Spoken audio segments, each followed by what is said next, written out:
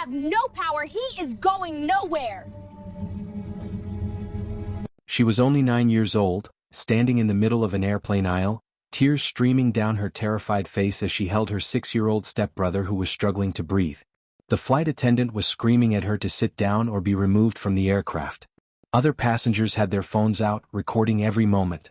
And this little girl, this brave 9-year-old named Jasmine Clarke, looked up at the woman who was supposed to help them and shouted through her tears, "He can't breathe. Why won't you help him?"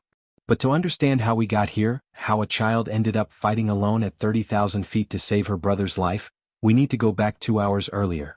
Seattle-Tacoma International Airport was buzzing with the usual chaos of travelers rushing to catch flights, dragging suitcases, juggling coffee cups and boarding passes. At gate C7, Jasmine Clarke sat cross-legged on the industrial carpet next to her stepbrother Oliver, a comic book spread open between them. She was reading to him in different voices, making him giggle as she brought the superhero characters to life. Oliver's laughter was bright and infectious, the kind that made nearby passengers smile despite their own travel stress.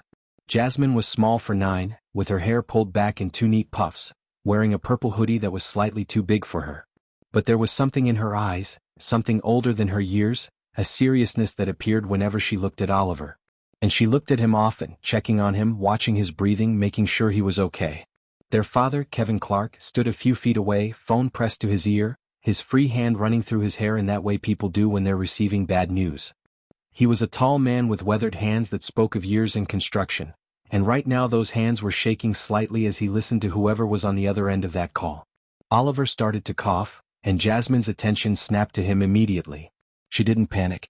She'd done this 100 times before. She reached for the small medical bag they always kept close, pulled out Oliver's inhaler, shook it twice like the doctors had taught her, and handed it to him. 2 puffs, Ollie. Remember to hold your breath after, she said softly, her hand on his back, rubbing small circles the way their mom did. Oliver nodded, his small hands wrapping around the inhaler as he took the medication. Kevin watched this exchange as he continued his phone conversation, and something shifted in his expression. Pride mixed with worry, gratitude mixed with guilt. When he finally hung up, he knelt down in front of his children. Up close, you could see the stress lines around his eyes, the tension in his jaw. "Jazz," he said quietly, using the nickname only family used. "There's been an accident at the site. Nobody's hurt badly, thank God, but I need to handle it. I might have to take a later flight." Jasmine's eyes widened slightly, but she didn't cry. She was 9 years old and already knew that sometimes grown-ups needed you to be strong. Kevin continued, his voice urgent but trying to stay calm. "But you and Ollie can't miss this flight.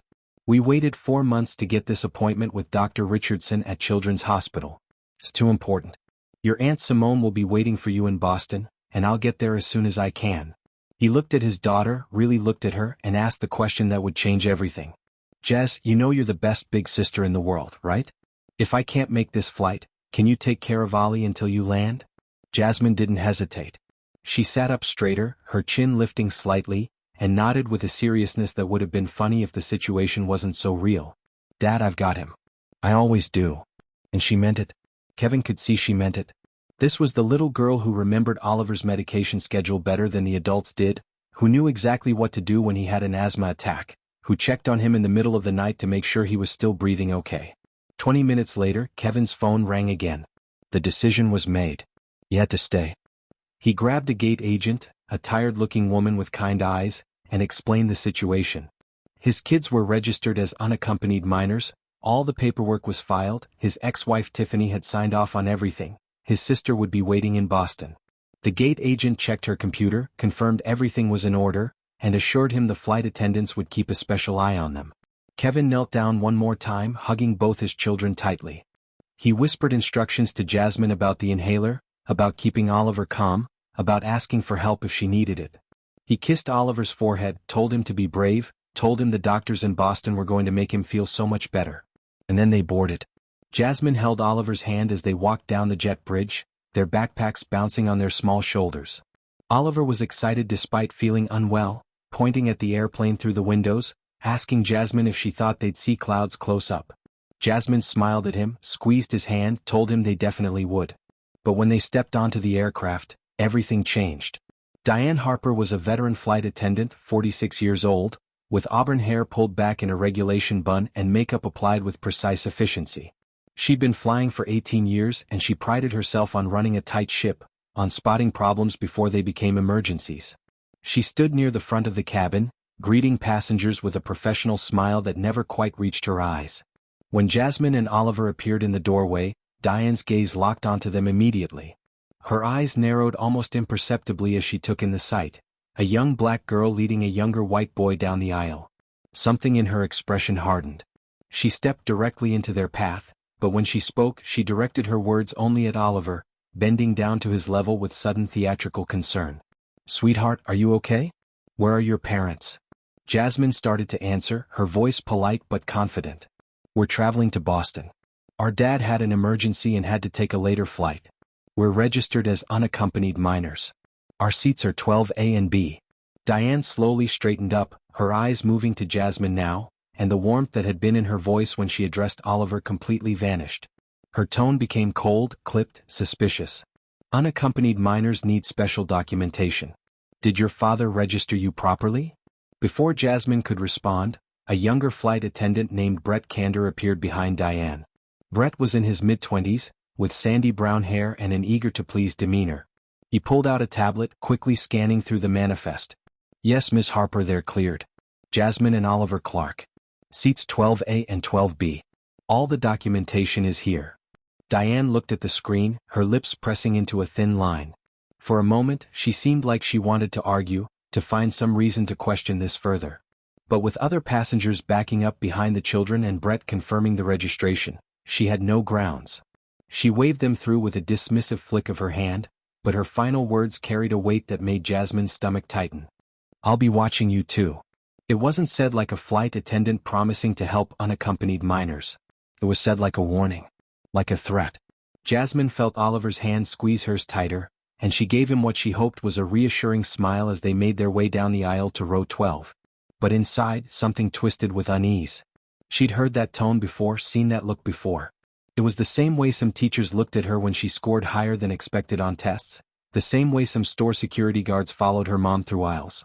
She was 9 years old, but she already knew what it meant. Seats 12A and B were on the right side of the aircraft, and Jasmine helped Oliver climb into the window seat before settling into the middle seat beside him. She was meticulous in her care, making sure his seatbelt was fastened correctly, tucking his backpack under the seat in front of him where he could reach it easily, double-checking that his inhaler was in the seat pocket where she could grab it instantly if needed. Oliver pressed his face to the window, his breath fogging the plastic as he peered out at the ground crew loading luggage. But Jasmine could hear the slight wheeze in his breathing, could see how pale he looked even in his excitement. The flight hadn't even taken off yet, and he was already struggling. "You okay, Ollie?" she asked softly, her hand on his shoulder. He nodded, not wanting to admit he didn't feel great, not wanting to worry his sister. "I'm good, Jas. When are we taking off?" "Soon, buddy. Real soon." A gentle voice came from across the aisle. "Excuse me, sweetie?" Jasmine turned to find an elderly woman in seat 12C smiling at them. She had silver hair cut short, warm brown eyes behind wire-rimmed glasses, and the kind of face that immediately put you at ease. She was Korean-American, probably in her 70s, wearing a comfortable cardigan despite the recycled airplane air. "I'm Rosalind," the woman said. "Rosalind Park. I couldn't help but notice you too. Are you traveling alone?" Jasmine was immediately cautious. Stranger danger was something every kid knew about, and being responsible for Oliver made her even more protective. "We're going to Boston. Our family's meeting us there." Rosalind nodded, understanding the caution and respecting it. She didn't push. But then she noticed Oliver's breathing, the way his small chest was working a bit too hard, the slight wheeze on the exhale. After 35 years as a registered nurse, she could spot respiratory distress from across a room. "Is your brother asthmatic, honey?" she asked gently. Jasmine hesitated, then nodded. "Stepbrother. But yeah, he is. We're actually going to Boston for his doctor. He's got an appointment at Children's Hospital." Something shifted in Rosalind's expression. Not pity but understanding. Concern mixed with knowledge. She'd spent 3.5 decades in pediatric nursing. She knew how serious childhood asthma could be, especially on airplanes where cabin pressure changes could trigger attacks. "Well," Rosalind said quietly, making sure her voice carried only to Jasmine, "I was a nurse for 35 years. Retired now, but some things you never forget. If you need anything during this flight, anything at all, you just let me know." "Okay." Jasmine studied the woman's face, looking for any sign of the judgment or suspicion she'd seen in Diane's eyes. But all she found was genuine kindness. She nodded slowly. Okay. Thank you. Rosalind settled back in her seat, but her eyes kept drifting to Oliver, to the way he was breathing, to the slight blue tinge that was starting to appear around his lips. She'd seen that color before. It meant his oxygen saturation was dropping. And if that was happening before takeoff, before the cabin pressure changed, she was very worried about what would happen once they were in the air.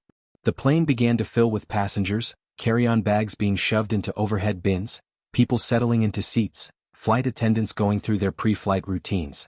Diane walked past row 12 several times, each time her gaze lingering on Jasmine and Oliver, her eyes cold and calculating. Brett, by contrast, stopped by with a genuine smile. You two all set? Need anything before we take off? Oliver looked up at him. Are we going to go really fast? Brett grinned. Super fast. Faster than any car you've ever been in. But don't worry, it's totally safe. And these planes, they practically fly themselves these days. He noticed Oliver's slight wheeze and his smile faltered just slightly, concern flickering across his young face. Hey buddy, you feeling okay? Before Oliver could answer, Jasmine spoke up. He has asthma. He's fine right now, but we have his inhaler right here if he needs it. Brett nodded, making a mental note. Good to know. Well, if you need anything, you just press that call button right there, okay? That's what we're here for. As he walked away, Diane's voice cut through the cabin noise, sharp and directed at him. Brett Galley. Now. If you're already hooked by Jasmine's story and want to see what happens next, hit that subscribe button and turn on notifications so you don't miss a single moment of this incredible journey. Trust me, you're not going to believe where this goes. Now let me ask you something. What would you do if you were 9 years old, responsible for your sick little brother, and the one person who was supposed to help you clearly didn't want to? Drop your answer in the comments below because I really want to know how you would handle this situation. The engines began to hum with power as the plane pushed back from the gate. Jasmine reached over and took Oliver's hand, feeling how cold it was despite the warm cabin air. His breathing was getting worse, she could tell. But they hadn't even taken off yet. They hadn't even started. She thought about what her father had said. She thought about the promise she'd made. And she looked at the call button Brett had pointed out, wondering if she'd need to press it, wondering if anyone would actually come if she did. 30,000 feet was a long way from the ground. And for Jasmine Clarke, it was about to become the longest flight of her life. The Boeing 737 accelerated down the runway, engines roaring with power as the nose lifted skyward. Oliver's face was pressed against the window, his eyes wide with wonder as the ground fell away beneath them. For those first few moments, the magic of flight overtook everything else.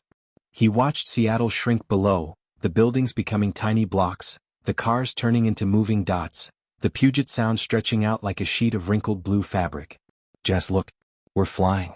We're really flying. His voice carried that pure childhood excitement that makes you forget, just for a moment, that anything could be wrong. Jasmine smiled at him, relief washing over her. Maybe this would be okay. Maybe the flight would be smooth, maybe Oliver would be fine, maybe she was worrying for nothing. She let herself relax just slightly, watching her stepbrother's joy, thinking about how proud their dad would be when she called him from Boston to say everything went perfectly. But 15 minutes into the flight, everything changed. The plane had reached cruising altitude, that moment when the cabin pressure stabilizes and the seatbelt sign dings off. Most passengers were settling in, pulling out books or tablets, adjusting their seats, closing their eyes for a nap. The flight attendants began preparing the beverage service, the rattle of the cart echoing through the cabin. And that's when Oliver started to cough. At first it was just a small cough, the kind that could mean anything. But Jasmine knew better. She knew every sound Oliver's body made, knew the difference between a regular cough and the one that meant trouble. This was trouble. The cough came again, harder this time, and Oliver's hand went to his chest. His breathing, which had been slightly labored on the ground, suddenly became audibly strained. That distinctive wheeze, that high-pitched whistling sound that happens when airways constrict, filled the small space around them. Jasmine didn't hesitate. Her hand shot to the seat pocket, grabbing the inhaler she'd placed there specifically for easy access. She'd done this dozens of times, but her hands were shaking now because they were 30,000 feet in the air and her dad wasn't here, and if something went really wrong, there was nowhere to go, no emergency room to rush to, no doctor's office around the corner. Ollie, look at me. Look at me, buddy. Her voice was steady, calmer than she felt. 2 puffs, okay? Nice and slow. Oliver nodded, his small hands wrapping around the inhaler as Jasmine helped position it. He took the first puff, held his breath like he'd been taught, exhaled slowly. Then the second puff. They waited, giving the medication time to work, time to open up those constricted airways. But it wasn't working. Not like it usually did. Oliver's breathing remained labored, each inhale requiring visible effort. His chest was rising and falling too quickly, too shallowly. And then Jasmine noticed something that made her blood run cold. Oliver's lips, which should have been pink and healthy, were starting to take on a bluish tinge. She'd seen that color once before when Oliver had a really bad attack and they'd had to call an ambulance. The paramedics had explained it meant his body wasn't getting enough oxygen. And if his lips were turning blue now, up here, where the air was already thinner even with cabin pressurization. Jasmine's hand shot up to the call button, pressing it urgently. The soft chime echoed through the cabin, and she kept her other hand on Oliver's back, feeling how hard his body was working to breathe. "It's okay, Ollie. Help is coming. Help is coming right now." Brett appeared within seconds, his young face showing immediate concern when he saw Oliver's condition. He crouched down in the aisle, his voice gentle but urgent. "Hey buddy. Having some trouble breathing?" Oliver tried to respond but could only manage a small nod between wheezes. Jasmine's words tumbled out quickly. "He has asthma. He used his inhaler but it's not working like it usually does. His lips are turning blue. That's bad, right? That means he's not getting enough oxygen?" Brett's expression confirmed her fears even before he spoke. Okay. Let me get Ms. Harper. She's the senior flight attendant and she'll know what to do. Just hang tight, buddy. We're going to help you." He disappeared toward the front of the cabin, and Jasmine could hear urgent whispered conversation, though she couldn't make out the words. Oliver's breathing was getting worse by the second, each inhale sounding like it was being pulled through a narrow straw. His hand found Jasmine's and squeezed it and she could feel how scared he was. "You're okay, Ollie? They're getting help. Dad said the plane has medical equipment, remember? They have oxygen and everything. You're going to be fine." She was saying it as much for herself as for him. When Diane Harper appeared in the aisle, she wasn't moving with the urgency Jasmine expected. She walked with measured steps, her face showing visible annoyance rather than concern. She stopped at row 12, hands on her hips, and looked down at the children with an expression that made Jasmine's stomach drop. "What's the problem?" The question came out flat, almost accusatory. Jasmine swallowed hard, trying to keep her voice respectful even though everything in her wanted to scream. "Oliver can't breathe right. His inhaler isn't working. His lips are turning blue. He needs help." Diane's eyes moved to Oliver, studying him for a long moment. Then she did something that would haunt Jasmine for years to come. She leaned down close to Oliver's face, completely bypassing Jasmine, and spoke in a saccharine sweet voice that dripped with false concern. "Sweetheart, are you really sick or is your friend here causing drama?" The question hung in the air like poison. Oliver, struggling to draw breath, confused and scared, looked at Diane with wide eyes. He tried to speak, had to pull in another labored breath and finally managed to whisper, "She's my sister?" Diane straightened up slowly, her gaze moving from Oliver to Jasmine with cold calculation. When she spoke, her voice carried that particular tone adults use when they've decided a child is lying, when they've made up their mind and no amount of truth will change it. "I find it very concerning that a child this young is traveling with someone who's clearly not related, claiming to be in charge. Young lady, I'm going to need you to stop creating disruptions." Jasmine felt like she'd been slapped. Her eyes widened in disbelief, tears starting to form not from sadness but from sheer frustrated rage. "I'm not creating anything. He's sick. Can't you see he can't breathe right?" Oliver wheezed beside her, the sound undeniable, unmistakable. But Diane's expression didn't change. She leaned in closer to Jasmine, her voice dropping to a threatening whisper that other passengers couldn't hear. "I've seen girls like you before. Thinking you can manipulate your way through situations. Your little friend will be fine.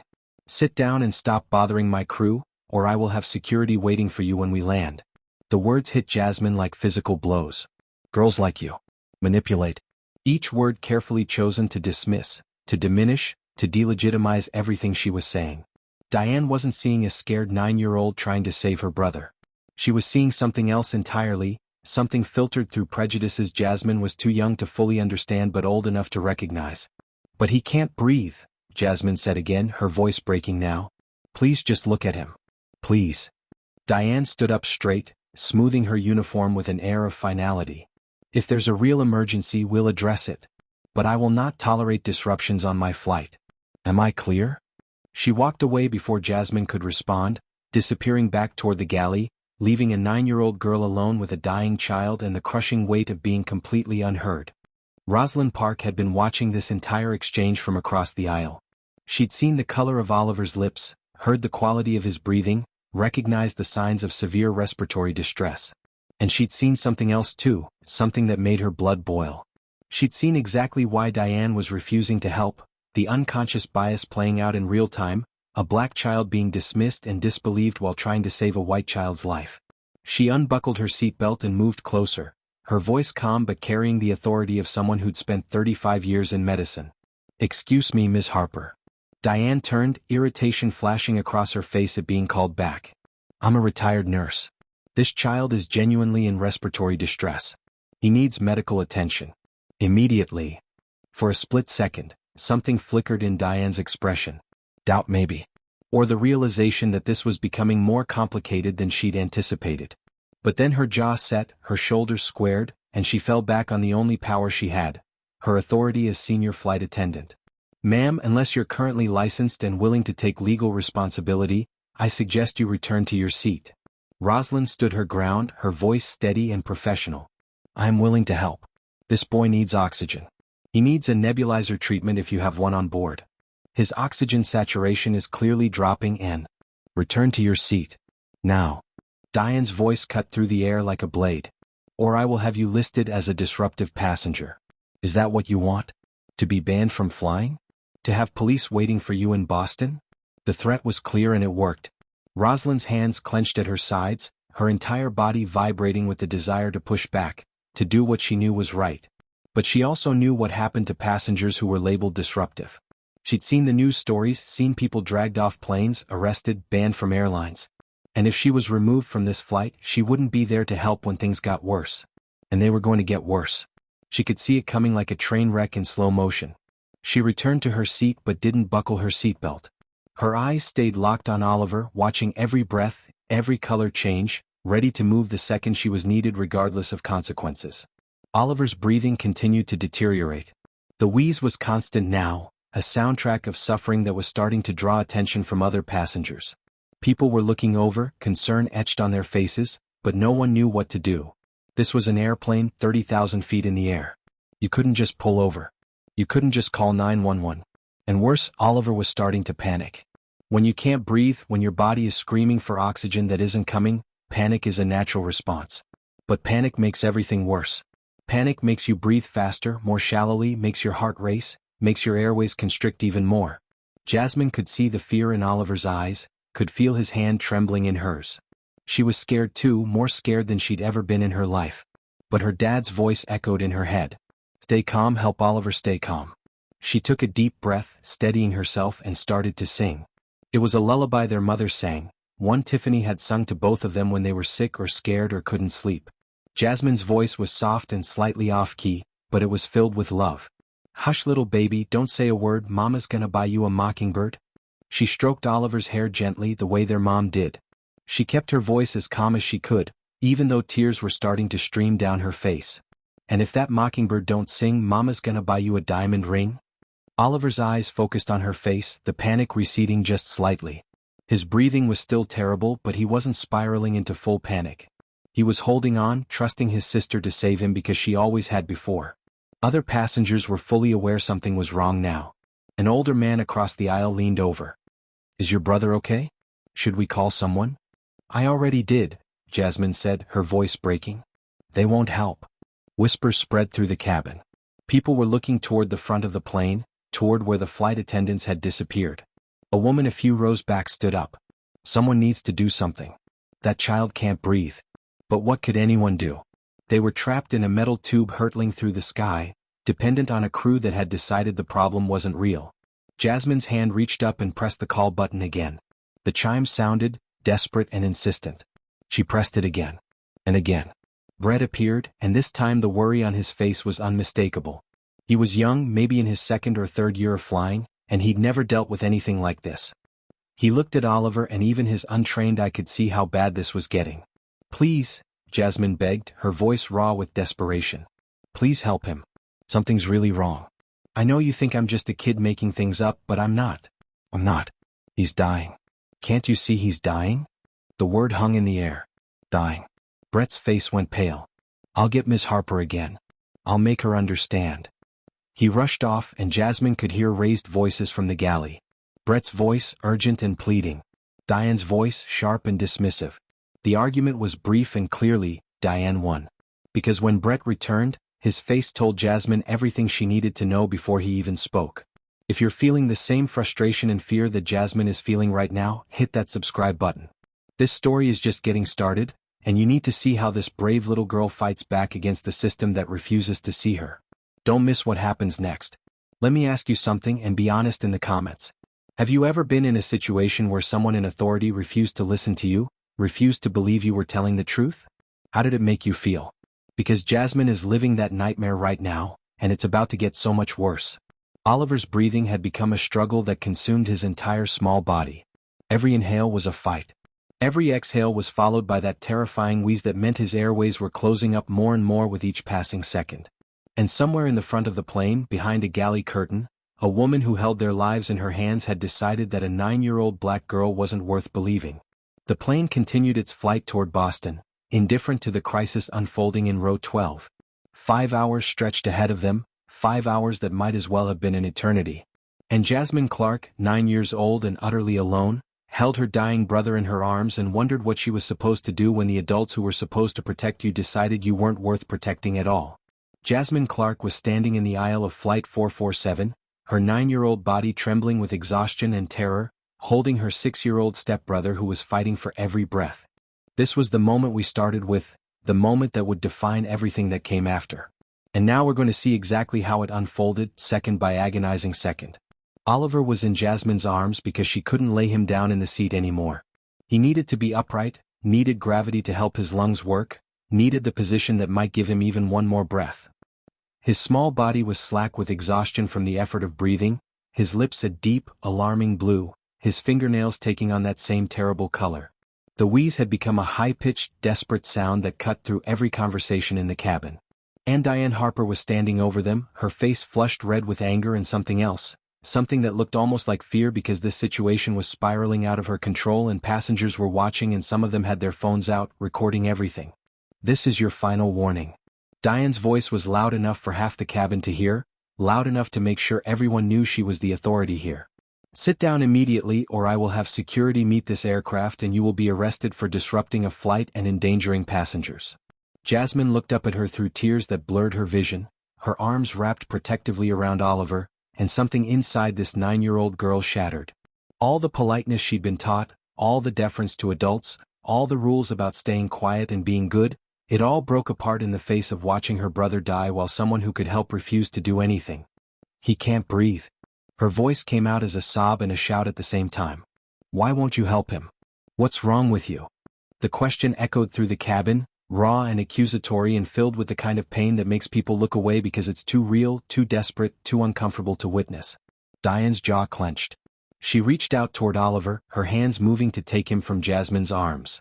I'm taking this child to the front of the aircraft where he can receive proper care away from you. The words away from you carried a weight that everyone in the immediate vicinity could feel. Away from you, the troublemaker. Away from you, the disruptive child. Away from you, the little black girl who clearly couldn't be trusted with a white child's safety. Jasmine pulled back instinctively, turning her body to shield Oliver, holding him tighter. No. You're not taking him anywhere. Dad said I'm supposed to take care of him. He's my responsibility.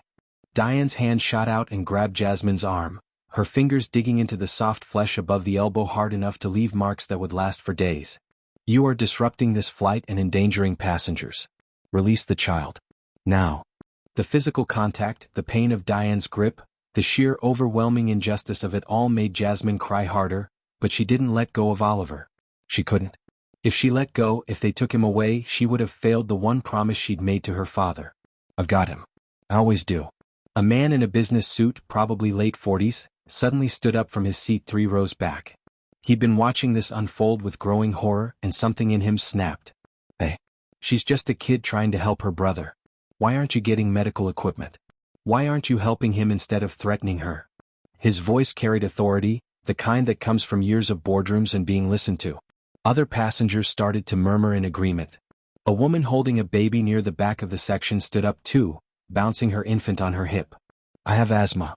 I know what it looks like when someone can't breathe. That boy is in real trouble. Do something." More voices joined in, a chorus of concern and confusion and growing anger at what they were witnessing. Because whatever story Diane was trying to tell herself about this situation, everyone else could see the truth. A child was dying, and the person responsible for helping him was attacking the only person trying to save him. Rosalind Park had been sitting in her seat, her medical training warring with her instinct for self-preservation, knowing what happened to passengers who defied flight attendants. But when she saw Diane grab Jasmine's arm, when she saw the fear and desperation in that little girl's eyes, when she saw Oliver's color getting worse by the second, she couldn't sit anymore. She unbuckled her seatbelt and stood up, her voice cutting through the chaos with professional calm.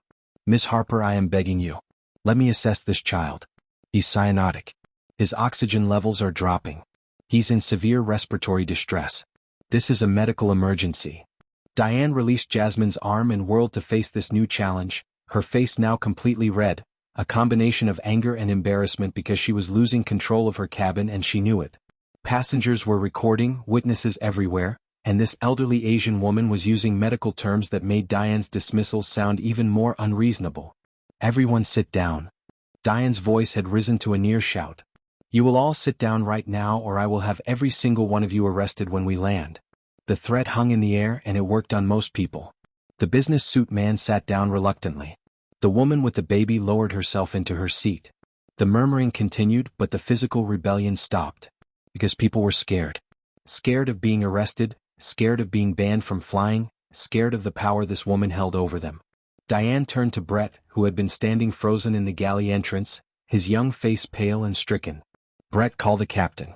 Tell her we have a disruptive situation requiring a possible emergency landing." Brett's eyes darted from Diane to Oliver to Jasmine, and you could see the conflict tearing him apart.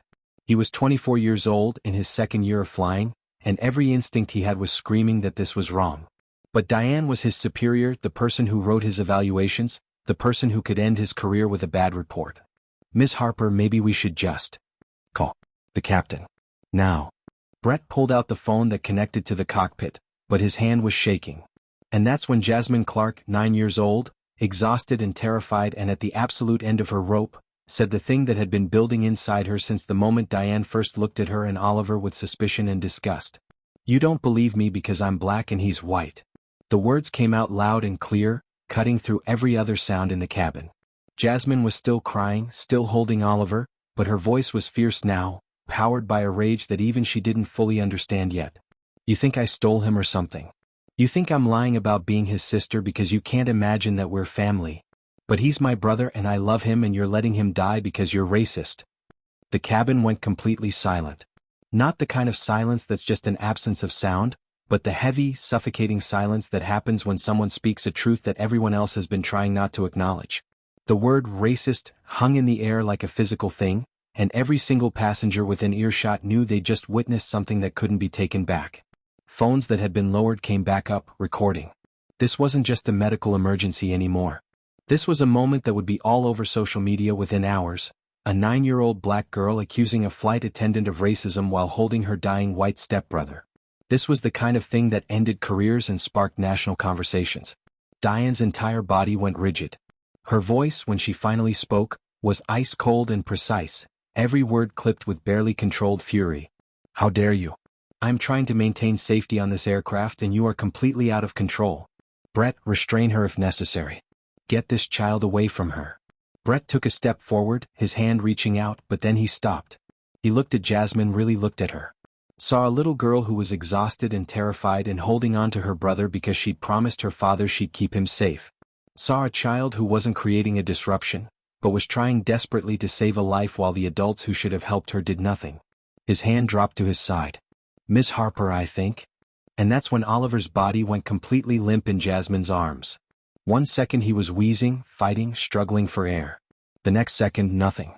His head lolled back against Jasmine's shoulder, his arms falling slack at his sides, his entire small body becoming dead weight. The sound that came out of Jasmine's throat wasn't quite a scream and wasn't quite a word. It was pure, visceral terror given voice. Ollie. Ollie, no. No, no, no. She shook him gently, then harder. Oliver, wake up. Wake up. Please wake up. If you haven't subscribed yet, do it right now. Because what happens in the next few minutes will restore your faith that justice can prevail, that courage can win, that even when the system fails, people can still choose to do what's right. Hit that subscribe button and turn on notifications because you need to see how this ends. Rosalind Park didn't ask permission this time. She didn't wait for approval. She crossed the aisle in 2 quick steps, her hands already moving to check Oliver's pulse, to assess his airway, her 35 years of nursing experience taking over completely. He's lost consciousness. Her voice was loud and clear and absolutely certain. His pulse is weak and thready. His airway is severely compromised. We need oxygen. Now. Not in a minute, not after you make another announcement. Right now. Diane opened her mouth, probably to issue another threat, another dismissal, but she never got the chance. The captain's voice came over the intercom, calm but commanding, the voice of someone who'd spent 20 years making life-and-death decisions at 40,000 feet. This is Captain Jennifer Hollis. All flight attendants, medical emergency protocol. I'm coming back. The cockpit door opened and Captain Hollis emerged. She was a woman in her mid-50s, with gray streaking through her short brown hair, wearing the 4 stripes on her shoulders that marked her as the person in ultimate command of this aircraft. She took in the scene with a single sweeping glance. The unconscious child, the crying girl, the elderly woman with her fingers on the child's neck checking his pulse, the flight attendant standing there with her mouth open, the dozens of passengers with their phones out recording everything. Everyone sit down except medical personnel. Her voice carried the kind of authority that made people obey without thinking. Passengers immediately took their seats. Ma'am, she gestured to Rosalind, are you medical? Retired RN, 35 years, most of it in pediatrics. Rosalind didn't look up from Oliver, her fingers still on his pulse point. This child needs oxygen immediately and possible epinephrine. He's in anaphylactic respiratory failure. Every second we wait, his chances decrease. Captain Hollis turned to Brett. Get her what she needs. Full medical kit, portable oxygen, everything. Move. Brett practically ran toward the front of the cabin. Then Captain Hollis turned to Diane, and her expression could have frozen fire. Miss Harper. Cockpit. Now. Captain, I can explain? I said now. The word cracked like a whip. Either you walk there on your own or I will have you escorted. Your choice. Diane's face had gone from red to white. She looked around at the passengers, at their phones, at the evidence of her failure recorded from a dozen angles. She looked at Jasmine, still holding her unconscious brother, tears streaming down her face. And then she turned and walked toward the cockpit, her shoulders rigid, knowing that her career had just ended somewhere over the mountains of Montana. Brett returned with the medical kit, nearly dropping it in his haste. Rosalind opened it with practiced efficiency, pulling out the portable oxygen tank, the mask, the pediatric sizes of everything they'd need. Sweetheart, she said gently to Jasmine, I need you to lay him down across the seat so I can work. Can you do that for me?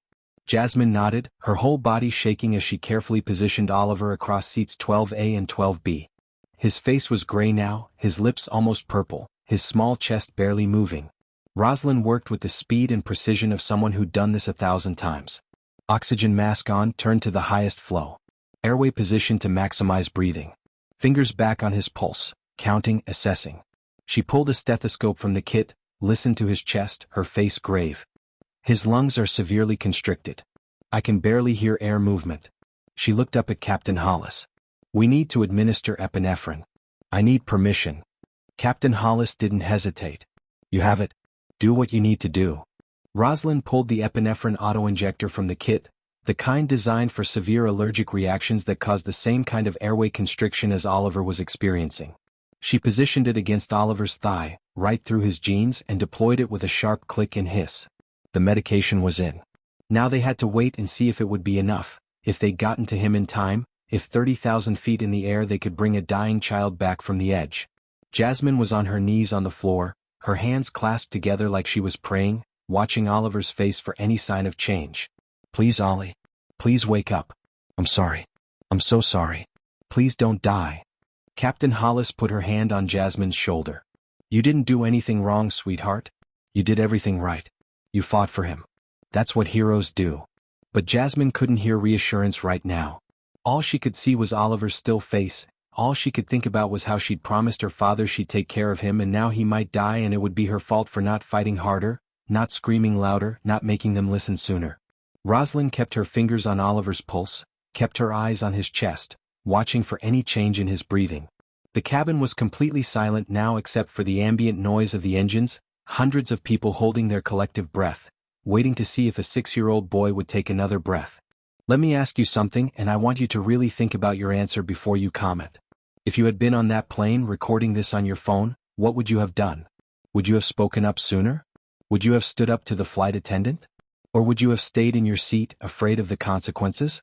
Be honest, because this is what Jasmine faced, a cabin full of adults who mostly stayed silent while she fought alone. The seconds ticked by, each one feeling like an hour.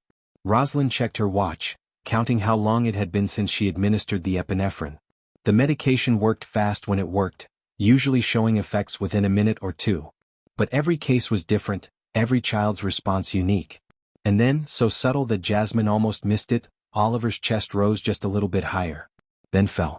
Then rose again. He's breathing, Rosalind said quietly. The epinephrine is working. His airways are opening. Oliver's eyelids fluttered. His fingers twitched. Color, just the faintest hint of it, started to return to his lips. The oxygen was getting through now, reaching his blood, reaching his brain, bringing him back from wherever he'd gone. Ollie? Jasmine's voice was barely a whisper. Ollie, can you hear me? Oliver's eyes opened, unfocused and confused. He tried to talk but the oxygen mask muffled his words. He looked scared, didn't understand where he was or what had happened. Jasmine grabbed his hand, squeezed it tight. You're okay. You're okay now. I've got you. I've always got you. And for the first time in what felt like hours but had been less than 30 minutes, Jasmine Clarke let herself believe those words might actually be true. Oliver's chest was rising and falling with more strength now, each breath coming easier than the one before. The epinephrine had done its job, opening up those dangerously constricted airways, and the pure oxygen flowing through the mask was flooding his system with what it had been desperately craving. Rosalind Park kept her experienced fingers on his pulse point, counting the beats, feeling them grow stronger and more regular with each passing moment. She looked at Jasmine with kind eyes, her voice calm and professional, the tone of someone who understood that clear communication could be the difference between panic and cooperation. Sweetheart, I need you to help me. Does Oliver have any allergies? Any medications besides his inhaler? Jasmine wiped her eyes with the back of her hand, trying to focus, trying to remember everything their parents had told her. No allergies. He takes a daily asthma control medicine, the purple one. Flovent. He took it this morning before we left. Good girl. Any history of heart problems? Seizures? Anything else I should know? Jasmine shook her head. Just the asthma. It's usually not this bad. The doctors said airplane pressure changes can make it worse. They were right about that. Rosalind pulled a small device from the medical kit, a pulse oximeter, and clipped it gently onto Oliver's finger. Numbers appeared on the tiny screen. His oxygen saturation is coming back up. 78 when we started, now we're at 89. We wanted above 95, but he's moving in the right direction. She turned to Brett, who was hovering nearby looking both helpful and horrified. Is there a nebulizer in that kit? Brett fumbled through the medical bag with shaking hands. Yes, here. Set it up with albuterol. We need to get his airways as open as possible and keep them that way. Brett assembled the nebulizer with fumbling fingers, attaching the medication vial, connecting the tubing to the oxygen supply. Within minutes, they had switched Oliver from the simple oxygen mask to the nebulizer mask, and the fine mist of medication began flowing into his lungs with each breath. Oliver's eyes fluttered open more fully now, the confusion and fear written clearly across his small face. He didn't understand where he was or what had happened. The last thing he remembered was not being able to breathe, the world getting fuzzy and dark, his sister's voice calling his name from somewhere far away. He tried to speak but the mask muffled his words. His hand moved weakly, reaching out. Jasmine grabbed it immediately, holding it tight between both of hers. Ollie, you're okay. You're okay. I'm here. I'm right here. His eyes found hers and tears started to leak from the corners. Jazz. His voice was barely audible through the mask, weak and scared. Scared? I know, baby. Me too. But you're safe now. Jasmine was crying again, but these were different tears. Relief tears. The kind that comes when you've been holding your breath waiting for disaster and finally, you can breathe again. You're safe. Rosalind is a nurse and she's taking care of you. Captain came out and helped. You're going to be okay. Oliver's grip on her hand tightened slightly, and his breathing continued to improve with each passing minute. The color was returning to his face, that terrible blue tinge fading away, replaced by something closer to his normal pale complexion. His chest rose and fell more easily, the desperate wheeze finally beginning to quiet. Rosalind smiled at both of them. You're doing great, Oliver. Just keep breathing nice and easy. Let the medicine do its work. And Jasmine? She looked at the 9-year-old girl who'd fought so hard, who'd refused to give up. You did everything right. Your brother is alive because of you. You understand that? You saved his life. While Rosalind continued monitoring Oliver's vitals, Captain Jennifer Hollis was conducting her own investigation. She moved methodically through the cabin, speaking to passengers who'd witnessed the confrontation, asking calm questions, taking mental notes of everything she heard. Multiple passengers volunteered that they'd recorded the incident, offering to provide the footage if needed. The captain thanked them and assured them the airline would be following up. A businessman in seat 14C, still visibly angry, told her that flight attendant should be arrested. She grabbed that little girl's arm hard enough to hurt her. She refused to help a dying child. I've never seen anything like it. A mother holding a baby added, I have asthma. I know what respiratory distress looks like. That woman ignored a medical emergency because, I don't even want to say what I think the reason was, but we all saw it. We all know. The captain nodded, her face grave. Thank you for speaking up. Your statements will be part of the official report. She made her way to the galley where Diane Harper stood with her arms crossed, her face a mask of defensive anger. Brett had been dismissed to continue passenger service, leaving just the two of them in the small space. Captain Hollis pulled out a tablet, bringing up the flight manifest and documentation. Ms. Harper, walk me through your decisions regarding the Clarke children. Diane launched into her justification immediately, words tumbling out in a rush. Captain, that girl was being disruptive from the moment they boarded. She was creating drama, making claims that seemed exaggerated. I've dealt with attention-seeking children before and the signs were all there. She was agitating her companion, possibly making his breathing problems worse with her hysteria. Her companion? Captain Hollis's voice was ice. You mean her brother? Well, that's what she claimed, but they clearly weren't related, and the situation seemed suspicious. A child that young in charge of another child? It didn't add up. The captain tapped on her tablet, pulling up the unaccompanied minor documentation. She turned the screen toward Diane. Ms. Harper, these children were properly registered. See this? Jasmine Clarke, age 9, designated as the responsible minor. Oliver Clarke, age 6, under her care. Both parents signed off. The gate agent confirmed. Everything was filed correctly. She looked up, her eyes boring into Diane's. So the question I have is this: why wasn't protocol followed? When an unaccompanied minor reports a medical emergency, protocol requires immediate assessment and assistance. Why didn't that happen? Diane's face flushed. She seemed, the situation appeared suspicious. Suspicious. The captain let the word hang in the air. A black child traveling with a white child appeared suspicious? Is that what you're saying? I didn't say that. Diane's voice rose defensively. I was concerned for the boy's welfare. That's my job. I was trying to protect him. Protect him from what, exactly? From his sister trying to save his life. Captain Hollis's voice remained calm but carried an edge that could cut steel.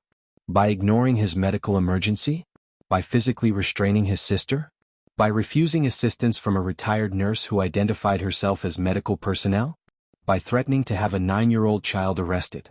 Diane opened her mouth, closed it, opened it again. No words came out that could possibly justify what had happened. Captain Hollis continued, her voice deadly quiet now. Ms. Harper, I've been flying for 20 years. I've dealt with legitimate disruptive passengers, with people who pose actual threats to flight safety, with genuine emergencies of every kind. And I know exactly what I'm seeing here. You made assumptions based on what those children looked like, not on the facts in front of you. A child nearly died because of those assumptions. That's not fair. I was following my training. Your training tells you to ignore medical emergencies? To physically assault minors? To refuse help from qualified medical personnel? The captain shook her head. No. Your training tells you to assess situations objectively, to prioritize passenger safety, to use available resources. You did none of those things. Diane's eyes were glistening now, reality finally crashing through her defensive walls. I thought I was doing the right thing? Then your judgment is catastrophically flawed. Captain Hollis straightened up. You're suspended effective immediately. You'll be escorted off this aircraft when we land, and there will be a full investigation. I suggest you contact your union representative. Back in row 12, Captain Hollis pulled out her personal cell phone and knelt down beside Jasmine. Oliver was looking much better now, the nebulizer treatment working its magic, though he was exhausted from the ordeal. The oxygen saturation monitor showed 94%, almost normal range. Sweetheart, the captain said gently to Jasmine, let's call your dad and let him know what's happened. Oliver's going to be fine, but we need to tell him. Jasmine nodded, her hands still shaking slightly as she took the phone. The captain had already pulled up the contact information from the unaccompanied minor paperwork and dialed Kevin Clarke's number. He answered on the first ring, his voice tight with anxiety. Hello? Is everything okay? Did they board all right? Dad. Jasmine's voice cracked on the single word, and everything she'd been holding back came pouring out. Dad, Oliver got really sick and they wouldn't help him and I tried to tell them but she wouldn't listen and he stopped breathing and I thought he was going to die. Jasmine? Baby, what happened? Where are you? Let me talk to whoever's in charge right now. Kevin's voice was rising with panic and fury. Captain Hollis gently took the phone. Mr. Clarke, this is Captain Jennifer Hollis. I'm in command of this aircraft. Your children are safe. Oliver experienced a severe asthma attack that resulted in temporary loss of consciousness, but he's received proper medical treatment from a retired nurse who was on board. He's stable now and recovering well. There was a moment of silence on the other end, the kind of silence that happens when a parent processes that their child almost died. When Kevin spoke again, his voice was rough with emotion. He lost consciousness. What the hell happened? Where was your crew? That's going to be addressed in a formal investigation, Mr. Clarke. What I can tell you is that your daughter fought incredibly hard to get Oliver the help he needed. She's the reason he's alive. Let me talk to Jasmine again. Please. The captain handed the phone back. Jasmine pressed it to her ear. Dad. Jess, baby, I'm so sorry.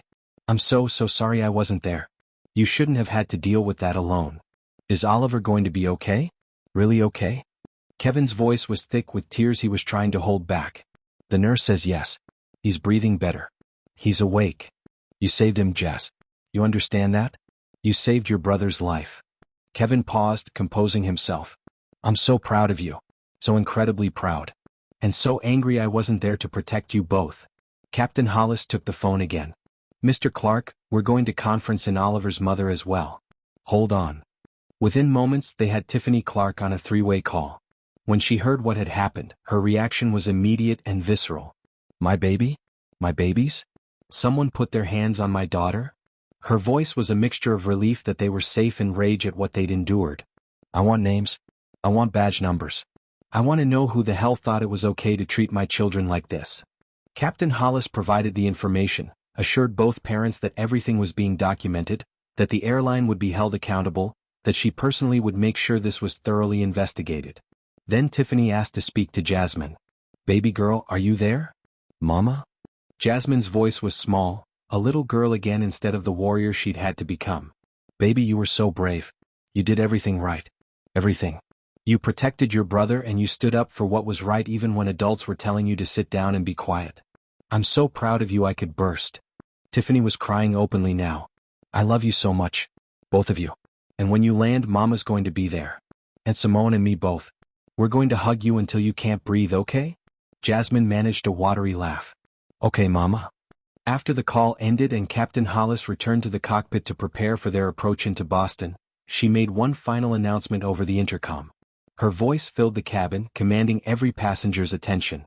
Passengers, this is your captain speaking. I want to address what many of you witnessed earlier in this flight. 2 children in our care experienced a medical emergency and were failed by a member of this crew. That is unacceptable. It goes against everything we stand for as an airline and as human beings.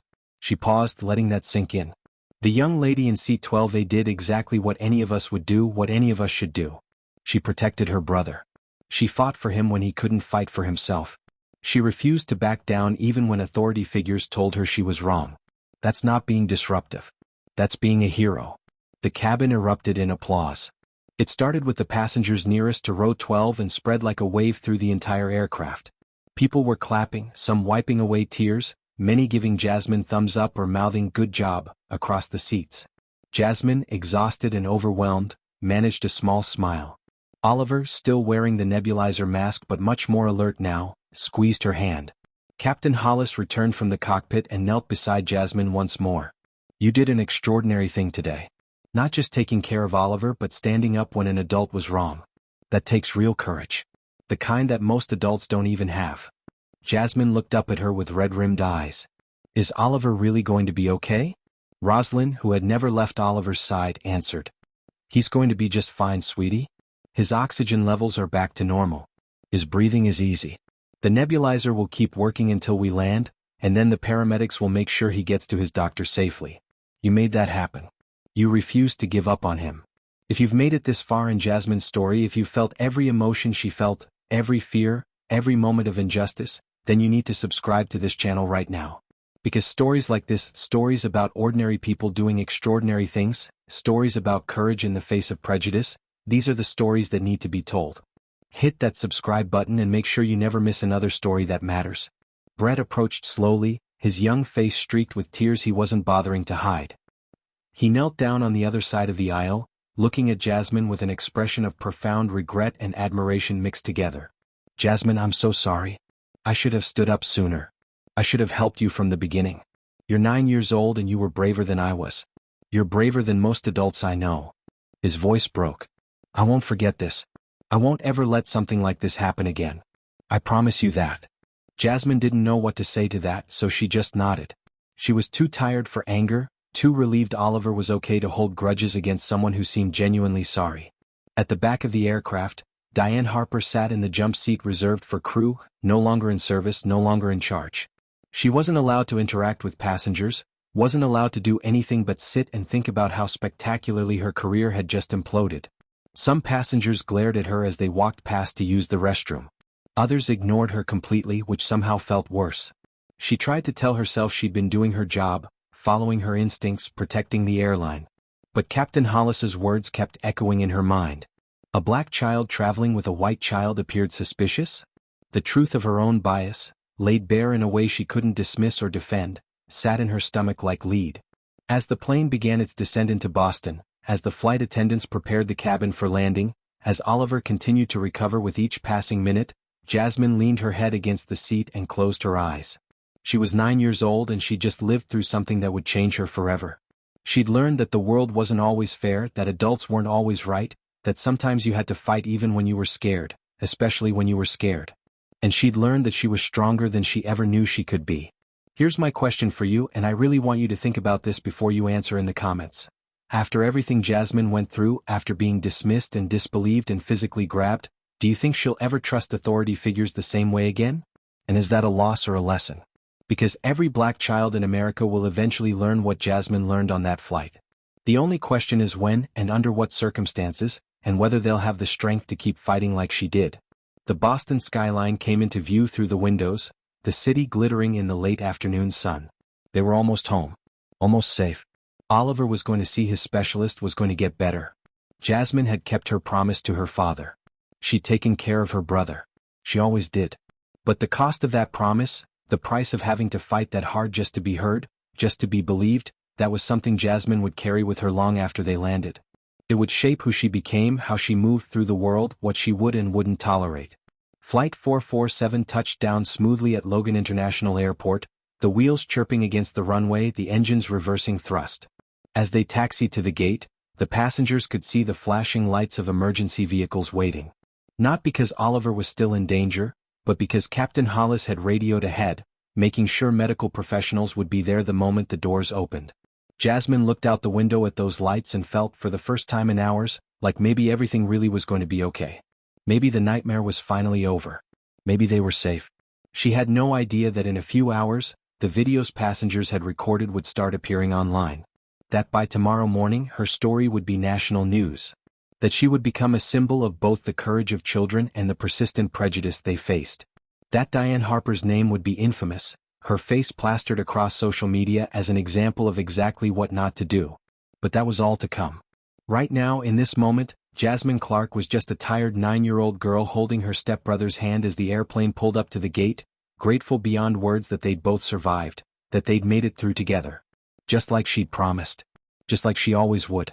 The wheels of Flight 447 touched down on the runway at Boston Logan International Airport with a gentle bump, the kind of landing that under normal circumstances would earn appreciative nods from passengers who'd experienced rougher arrivals. But nobody was thinking about the quality of the landing. Every eye in the cabin near row 12 was on those two children, the ones who'd been through hell at 30,000 feet and somehow made it through to the other side. As the plane taxied toward the gate, Jasmine could see the flashing red and blue lights of emergency vehicles keeping pace with them on the tarmac. Paramedics, fire trucks, airport security all waiting for them. Her stomach clenched with renewed anxiety. She knew Oliver was better, could see him breathing easily with the nebulizer still providing that steady mist of medication, but seeing all those emergency responders made it real in a different way. Her little brother had almost died. Had actually stopped breathing. Had gone limp in her arms. The plane came to a stop at gate B-17, and the seatbelt sign dinged off. But Captain Hollis's voice came over the intercom immediately. "Ladies and gentlemen, please remain seated. We have medical personnel boarding to assess one of our passengers.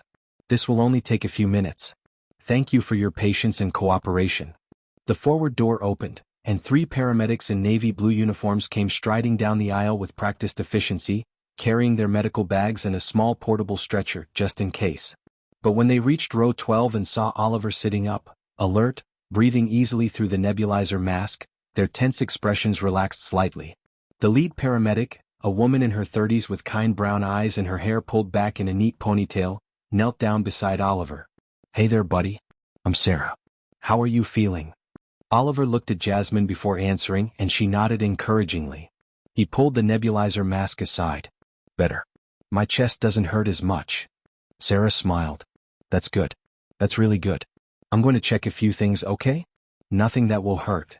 She pulled out her equipment, checking his oxygen saturation, listening to his lungs, taking his blood pressure with a pediatric cuff. All the while she was asking questions. When did the attack start? What medications did he take? Had he ever lost consciousness before? Jasmine answered most of the questions, her voice steady despite her exhaustion. She recited Oliver's medical history like she'd done it 100 times because she had, at doctors' offices and emergency rooms and school nurse visits. Rosalind had remained in her seat across the aisle, but she leaned over to provide the paramedics with a clinical summary. "I administered 0.3 milligrams of epinephrine via auto-injector approximately 40 minutes ago. Continuous albuterol nebulizer treatment since then. His oxygen saturation was 78% when I first assessed him, now maintaining at 94 to 96%. Breath sounds were severely diminished bilaterally, now showing good air movement with minimal wheezing." Sarah looked at Rosalind with professional respect. "You're medical? Retired RN, 35 years in pediatrics. You saved this kid's life." It wasn't a question, just a statement of fact. Rosalind glanced at Jasmine. "No. She did. I just helped." The paramedics conferred briefly, checking their monitors and notes. Sarah turned back to Jasmine and Oliver. "Okay, here's what's going to happen. Oliver is stable, which is great, but he had a severe episode and lost consciousness. We're going to transport him to Boston Children's Hospital for evaluation. I understand you already have an appointment there?" Jasmine nodded. "With Dr. Richardson. Tomorrow morning at 9. "Perfect. We'll take you there now, get you checked out, and you'll already be in the system when Dr. Richardson sees you tomorrow." Sarah looked at Jasmine directly, speaking to her like an equal, not like a child. "You did an amazing job taking care of your brother. Seriously. A lot of adults wouldn't have handled this as well as you did." Jasmine felt tears prickling at her eyes again, but she blinked them back. She'd cried enough for one day. They didn't need the stretcher. Oliver was able to walk, though Sarah kept a hand on his shoulder and maintained the portable oxygen unit connected to his nebulizer mask. Captain Hollis appeared from the cockpit, and she personally cleared the path, asking passengers to remain seated while they escorted the children off. As Jasmine and Oliver walked down the aisle toward the exit, something unexpected happened. Passengers started to applaud. It began with the businessman in 14C, the one who'd spoken up during the confrontation. He started clapping and the woman with the baby joined in, and then it spread like wildfire through the entire cabin. People were standing, applauding, some with tears streaming down their faces. An elderly man reached out as they passed and pressed something into Jasmine's hand. "You're a brave girl. Don't ever let anyone tell you different. She looked down to find a $20 bill. Before she could protest or give it back, a woman added another bill to her palm. For being strong when it mattered most. More passengers tried to hand her money, and Captain Hollis gently intervened. Your kindness is appreciated but not necessary. What these children need is to be reunited with their family and get medical care. But the gesture had been made. These strangers who'd witnessed Jasmine's fight, who'd seen her dismissed and disbelieved and ultimately proven right, wanted her to know they saw her. They believed her. They were proud of her. The jet bridge had never felt so long. Jasmine held Oliver's free hand, following the paramedics, trying to process everything that had happened. Just a few hours ago they'd boarded this plane in Seattle with their dad, and the biggest worry had been whether they'd remember to text Aunt Simone when they landed. Now everything was different. Now Jasmine knew things about the world and about people that she wished she could unknown. The moment they stepped into the terminal, Jasmine heard a familiar voice screaming her name. Jasmine. Oliver. Aunt Simone came running through the crowd that had gathered near the gate, her face streaked with tears, her arms outstretched. She was Kevin's younger sister, 32 years old, with the same warm brown eyes as their dad. She'd been waiting at the gate for an hour, and when she'd seen the emergency vehicles pull up to the plane, when airport staff had refused to tell her what was happening, she'd nearly lost her mind. Captain Hollis spoke quickly to the paramedics, who paused long enough for Aunt Simone to reach them. She dropped to her knees and pulled both children into a fierce hug, sobbing openly. I'm so sorry. I'm so sorry I wasn't there. Are you okay? Are you both okay? She pulled back, her hands on their faces, checking them over like she could find injuries just by looking. We're okay, Aunt Simone. Jasmine's voice was muffled against her aunt's shoulder. Oliver got really sick but he's better now. Simone looked at the paramedics for confirmation and Sarah nodded. He's stable. We're taking him to Children's for evaluation, but his vitals are good. I'm coming with you. I'm not letting them out of my sight again. It wasn't a request. Of course. We expected that. There's room in the ambulance for family. As they prepared to leave, Captain Hollis gently touched Jasmine's shoulder. I want you to have my direct contact information. If you or your family need anything at all, you call me. Okay. She handed Jasmine a business card with her personal cell phone number written on the back. Jasmine took it carefully like it was precious. Thank you. For believing me. For helping Oliver. You shouldn't have had to fight that hard to be heard. Captain Hollis's voice was thick with emotion. But I'm glad you did. I'm glad you didn't give up. Through the terminal windows, Jasmine could see news vans pulling up outside. Reporters with cameras, people with microphones. Aunt Simone noticed too and her expression hardened. We need to go. Now. Before they realize who we are. The paramedics created a protective barrier, moving quickly toward a different exit, one that led directly to where the ambulance waited. Captain Hollis walked with them, using her authority to clear curious onlookers, to create a path. But it was already too late to avoid the media entirely.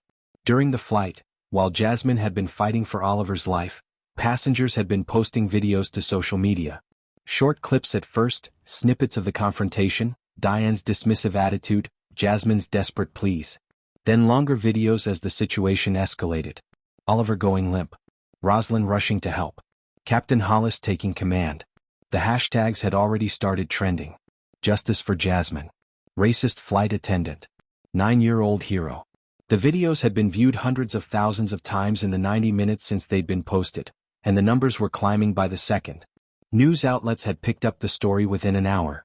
By the time the plane landed, this wasn't just a viral moment. It was national news. But Jasmine didn't know any of that yet. She was just focused on getting Oliver to the hospital, on making sure he was really, truly okay, on keeping the promise she'd made to her father. The ambulance ride was short, less than 10 minutes through Boston traffic. Oliver sat on the gurney looking small and tired, the nebulizer still working, Aunt Simone holding one hand and Jasmine holding the other. Sarah monitored his vitals, making notes on her tablet, calling ahead to the emergency department to let them know what to expect. Boston Children's Hospital appeared through the ambulance windows, the massive complex of buildings that represented some of the best pediatric care in the world. This was where they'd been heading all along, where Dr. Richardson waited with potential new treatments that could change Oliver's life. They'd just gotten here a bit more dramatically than anyone had planned. If this story has moved you, if you felt every moment of Jasmine's journey, then I need you to do something right now. Subscribe to this channel. Because stories like this, stories about ordinary people facing extraordinary challenges, stories about courage and injustice and the fight to be heard, these are the stories that change hearts and minds. Hit that subscribe button and make sure you're here for every story we tell. They all matter. Every single one. The emergency department was ready for them. Doctors and nurses descended on Oliver the moment they wheeled him through the doors, but their urgency was tempered with smiles because he was alert and breathing and clearly on the mend. He was admitted for observation overnight, just to be safe, just to make sure there were no complications from the severity of the attack or the epinephrine. Jasmine stayed with him the entire time, refusing to leave his side even when the doctors tried to suggest she might want to rest in the waiting room. Aunt Simone backed her up. Where he goes, she goes. She saved his life. She's earned the right to stay.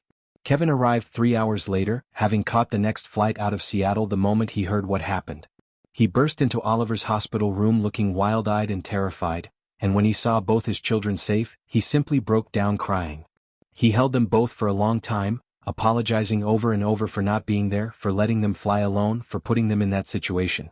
Tiffany arrived the next morning, having driven through the night from their home in Connecticut where she lived with her new husband. The blended family came together in that hospital room, united by love for these two children and rage at what they'd endured. 1 week later the world looked different. Jasmine and Oliver sat in their living room, a video call open on the tablet propped up on the coffee table. Captain Jennifer Hollis's face filled the screen, and she was smiling. "How are you both doing?" "Really?" Oliver, who was sitting cross-legged on the floor with colored pencils scattered around him, looked up and grinned. "I'm good. Dr. Richardson gave me new medicine. It's supposed to help a lot." "That's wonderful, Oliver. I'm so glad to hear it."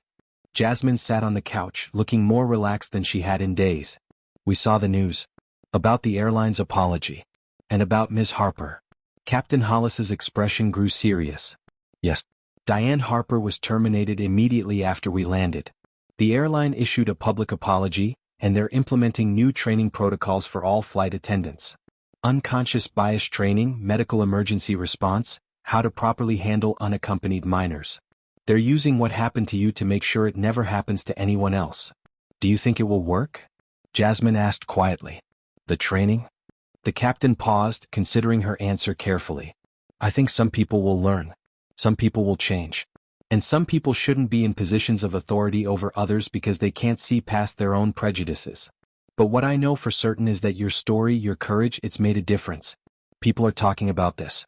Really talking about it. About how children, especially children of color, are treated. About how we listen or don't listen. About who gets believed and who doesn't." She leaned closer to the camera. "Jasmine, you're 9 years old and you've already changed the world a little bit. That's not a small thing." Jasmine didn't know what to say to that, so she just nodded. They talked for a few more minutes, and before they ended the call, Captain Hollis made a promise. "I'm going to check in with you both every month. Just to see how you're doing. To make sure you're okay. Is that all right?" "We'd like that," Jasmine said, and she meant it. After the call ended, Oliver went back to his drawing. He'd been working on it for the past hour, his tongue sticking out slightly in concentration the way it always did when he was focused. Finally he held it up proudly. "Jess, look. I made a picture of you."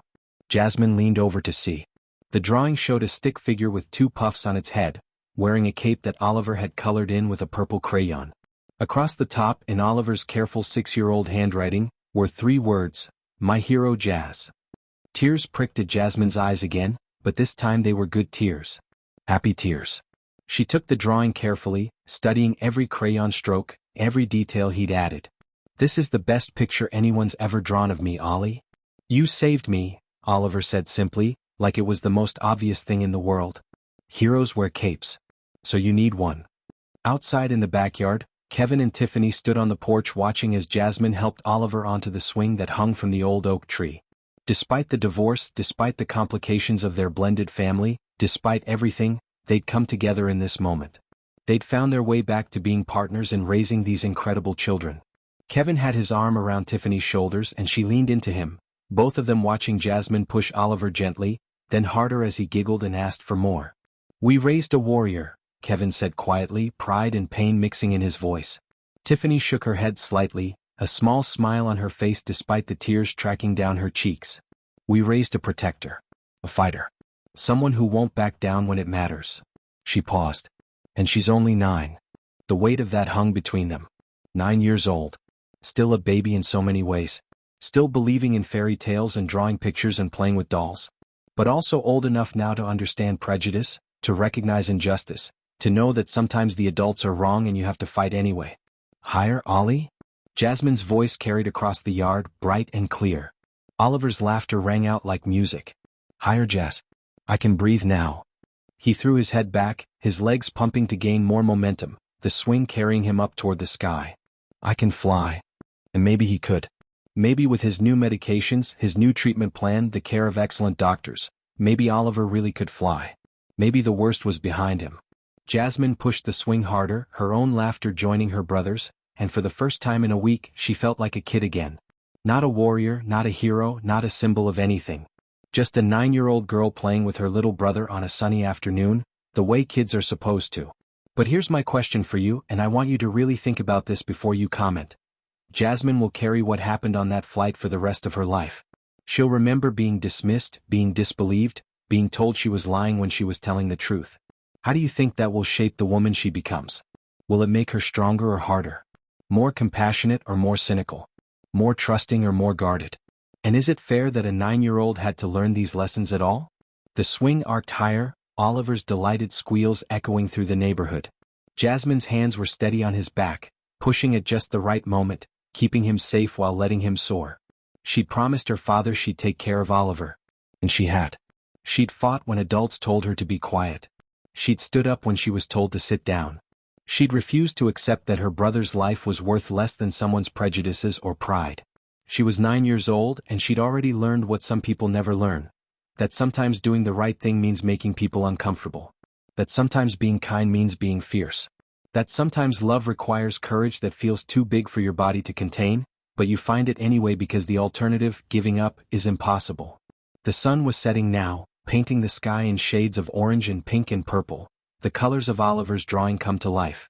The swing's shadow stretched long across the grass, a little girl and a little boy captured in silhouette, a moment of pure joy after a week of trauma and fear. This was how their story ended. Not with viral videos or news reports or corporate apologies, though those were important. Not with justice served or lessons learned, though those mattered too. Their story ended here in an ordinary backyard on an ordinary swing, with 2 children laughing together because they could. Because they'd survived. Because they had each other. Oliver's voice rang out one more time. Jazz, did I tell you? When I was unconscious, I had a dream. I dreamed I could really fly like a superhero. And you were there too, and you had a cape like in my drawing, and you told me everything was going to be okay. Jasmine's hands stilled for just a moment on the swing. Everything is okay, Ollie. We're safe now. I know. Oliver turned to look at her, his 6-year-old face serious for just a moment. Because you're my sister. And you always keep me safe. And she would. Whatever came next, whatever challenges they faced, whatever injustices they encountered, Jasmine would be there. She'd stand up. She'd speak out. She'd fight. Because that's what heroes do.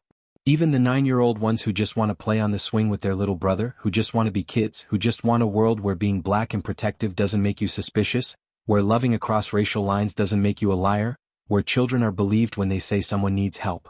Maybe someday that world would exist. Maybe Jasmine's courage, broadcast around the world through those viral videos, would help build it. But for now there was just this, a swing, a sunset, 2 children laughing, and the knowledge that when it mattered most, love had been stronger than prejudice, courage had been louder than dismissal, and a 9-year-old girl's voice had finally been heard. The swing carried Oliver higher, his laughter like bells in the evening air, and Jasmine smiled. She'd kept her promise. She'd gotten him to Boston. She'd made sure he was safe. Just like she always would. Just like she always had.